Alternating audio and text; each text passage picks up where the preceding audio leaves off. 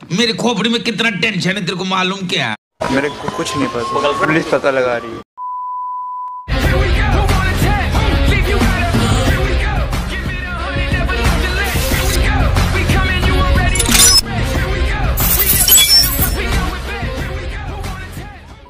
Hey guys, कैसे हैं आप लोग? तो गाइस, मेरा नाम है दीपक और गॉडजिला वर्सेस कॉन्ग मूवी के फर्स्ट ट्रेलर के बाद से ही मैं इस मूवी के लिए ऑलरेडी बहुत ज्यादा हाइप्ड हो चुका हूँ।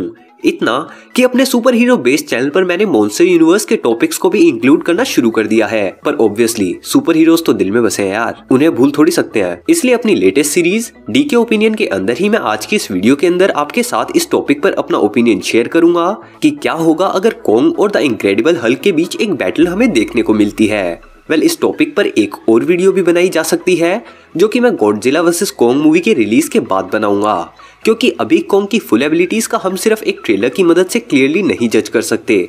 और साथ ही अगर बात करें हल्क की, तो वो भी मैं इन्फिनिटी वॉर की स्टार्टिंग वाला या थोर रैग्नारोक के टाइम वाला ही कंसीडर करने वाला हूँ, क्योंकि कॉन्ग की गॉडजिला वर्सेस कॉन्ग मूवी वाली फॉर्म की तरह ही प्रोफेसर हल्क जो कि हमें एंड गेम में ही दिखा था, वो इतना एक्शन में नहीं देखने को मिला है। तो एक बेसिक सा प्लॉट सेटअप करके मैंने आपको टॉपिक का कॉन्टेक्स्ट तो समझा ही दिया है। So now without wasting any more time, let's just jump into it.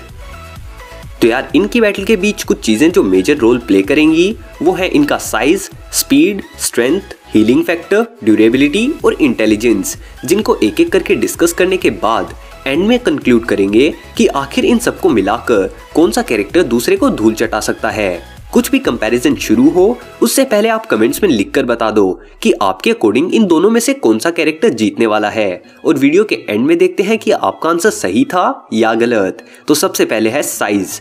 To be precise, we are considering their body size as whole, ना कि कोई स्पेसिफिक पार्ट, क्योंकि तलवारें थोड़ी टकराने वाली हैं। पूरे के पूरे भिड़ेंगे लड़ाई हुई तो ज्यादा हो गया ना शायद। स्टिल अगर बात करें साइज की, तो स्कल आइलैंड में दिखे कॉन्ग की हाइट थी 104 फीट और थोर रैग्नारोक में दिखे हल्क की हाइट थी 8 फीट 6 इंचेस। 6 इंचेस उसकी हाइट में इंक्लूडेड है, सेपरेटली वाला नहीं। क्या बकवास कर रहा हूँ। बैक टू टॉपिक, मतलब ऑलमोस्ट 96 फीट शॉर्टर, मतलब हल्क कॉन्ग से 96 फीट शॉर्टर था।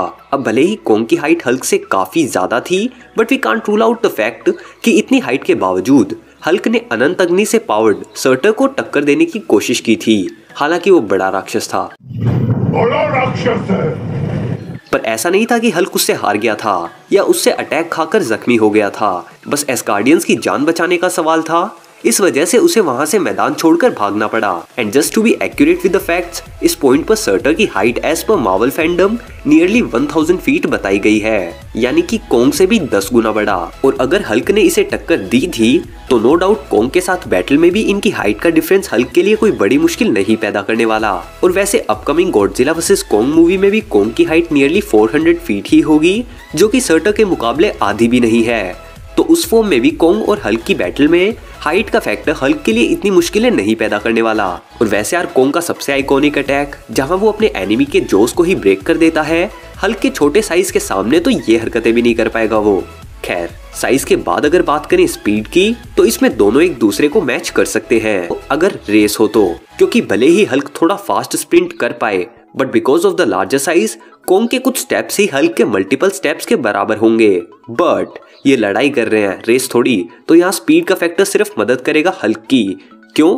क्योंकि अपने स्मॉलर साइज के एडवांटेज के साथ वो अपनी स्पीड की मदद से आसानी से कॉन्ग के अटैक्स को डॉज कर सकता है, और इस वजह से कॉन्ग के अटैक्स की एक्यूरेसी भी डिक्रीज हो जाएगी। और बिना अटैक्स किए तो कॉन्ग हल्क को कैसे ही हरा सकता है। That directly sends us to our next point, that is strength. और यहाँ भी हल्क कॉन्ग से आगे ही रहेगा, और कॉन्ग के फैंस इंक्लूडिंग मी इस बात को एक्सेप्ट करने से थोड़ा कतरा तो सकते हैं, बट यार ये स्ट्रेट अप फैक्ट्स हैं। अब इन्हें इग्नोर करके सीधा ही मान लोगे कि कौन ज्यादा स्ट्रॉन्ग है, तो ये मान लेना, कोई तुम्हें नहीं मना करेगा। करे तो उससे कट्टा हो जाना, बात मत करना तुम उससे, ठीक है ना। खैर, मैं बताता हूँ कि स्ट्रेंथ में हल्क कॉन्ग से पावरफुल कैसे है। तो देखो, द अवेंजर्स मूवी में हमने देखा था कि हल्क ने एक पंच में ही एक लेवाइथन को हरा दिया था, जिसका डायरेक्टली हाइट का डेटा तो मुझे नहीं मिला, मैंने सही में काफी ढूंढा था, बट इनडायरेक्ट रिलेशन मैंने ट्रेस कर ही लिया।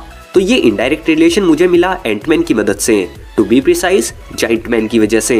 तो अवेंजर्स एंड गेम के एक सीन में जाइंट मैन भी एक लेवाइथन को पंच करता हुआ दिखाई दिया था, और अगर गौर से देखें तो हाइट वाइज ये लेवाइथन ऑलमोस्ट जाइंट मैन की ही हाइट का था।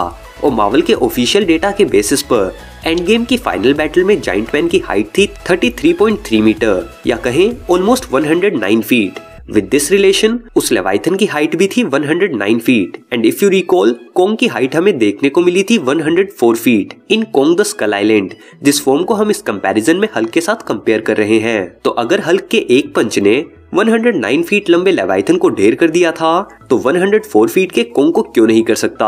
और इसके साथ साथ दो और पॉइंट्स हैं जो इधर हल्क के फेवर में है, और वो ये कि लेवाइथन की बॉडी मेटालिक आर्मर से भी ढकी हुई थी। और साथ ही इस पॉइंट पर आप हल्क को सॉर्ट ऑफ नूब भी मान सकते हो बैटल्स के अंदर, जो कि सिर्फ रो स्ट्रेंथ के बेसिस पर ही बैटल्स लड़ता था और सिर्फ हल्क स्मैश का नारा लगाता था। बट इसके बाद थोर रैग्नारोक में सकार पर जाकर एक ग्लैडिएटर बनने के बाद हल्क ने कॉम्बैट्स को एक बेटर ऑर्गेनाइज्ड वे में लड़ने के तरीके भी सीखे, जो कि ऑब्वियसली एज अ वॉरियर उसके लिए पॉजिटिव ग्रोथ ही थी। और कोंग के अगेंस्ट इस बैटल में इस चीज को हम इग्नोर नहीं कर सकते। साइज, स्पीड और स्ट्रेंथ के बाद अब बारी आती है हीलिंग फैक्टर की, जो कि इन केस ऑफ कोंग भले ही लॉन्ग रन में उसकी मदद कर सकता है। जहां एक बैटल में डैमेज लेने के बाद कुछ समय रेस्ट करके वो अपने हीलिंग फैक्टर की वजह से हील तो हो सकता है, बट ना तो उसका हीलिंग फैक्टर इसी के यूनिवर्स के गॉडजिला जितना स्ट्रॉन्ग है और ना ही हल्क जितना। जहां हल्क के लिए कुछ मिनट्स ही काफी हैं काफी बड़े ब्लोस को लेने के बाद रिकवर होने के लिए, बस अगर सामने वाला थैनोस जैसा मास्टर कॉम्बेटेंट ना हो तो। अपार्ट फ्रॉम दैट कोंग अपनी इंजरीज से हील होने में हल्क के मुकाबले काफी ज्यादा समय लेगा, इसलिए यहाँ भी जीत हल्क की ही होगी। और यही चीज ले आती है हमें हमारे नेक्स्ट पॉइंट पर, यानी कि ड्यूरेबिलिटी। तो अपने अंदर मौजूद super soldier serum plus gamma radiations की बदौलत हल्क की स्किन ही ऑलमोस्ट इंडिस्ट्रक्टिबल है अगर कोंग के कंपैरिजन में देखा जाए तो।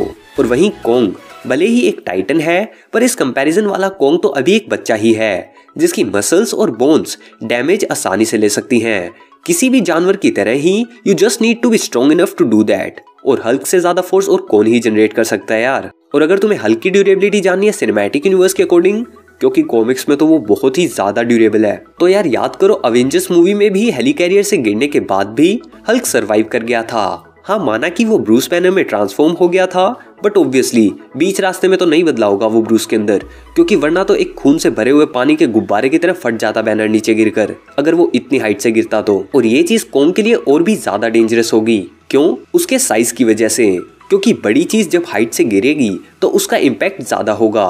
अब इसे ऐसे इमेजिन करो कि 2 मंजिल से तुम हाथी और एक बिल्ली को फेंकोगे, तो ज्यादा बारूद किसका बनेगा नीचे गिर के? सिंपल, हाथी का। हाँ, बस ऐसा करना मत। तो इस सब के बाद बचता है अपना लास्ट पॉइंट, यानी कि intelligence. Do I really need to talk about this? भाई कोंग जब अपने दोस्त और दुश्मन को भी डिफरेंशिएट कर देता है ना, तो भी लोग खुश हो जाते हैं कि देखो कितना समझदार बंदर है। हाँ, माना कि कोंग की इंटेलिजेंस के काफी फीट्स हैं कि कैसे वो अपनी सराउंडिंग्स की चीजों को एज अ वेपन यूज कर सकता है, पर वो इतना इंटेलिजेंट नहीं है कि वो हल्क को पीछे कर सके। क्योंकि भले ही हल्क को आप एक क्रेजी माइंडलेस बीस्ट के तौर पर देखो, बट ऐसा नहीं है कि उसकी इंटेलिजेंस खत्म हो जाती है उसके एंगर की वजह से। हल्क वाली फॉर्म में रहकर भी ब्रूस बैनर कोंग के मुकाबले सही में काफी ज्यादा इंटेलिजेंट है। अब हो सकता है आपको ये पूरा कंपैरिजन वन साइडेड लगा होगा, बट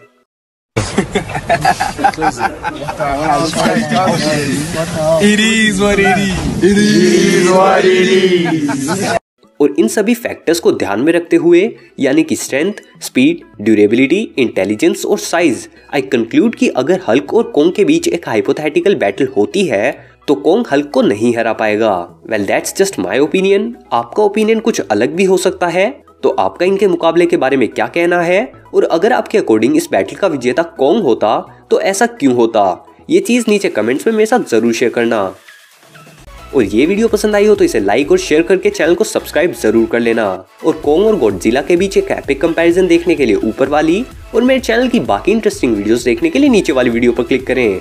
तो गाइस, इस वीडियो के लिए इतना ही। मैं मिलता हूँ आपसे अगली वीडियो में। Until then, be dynamic and don't fear to do what you love. Peace.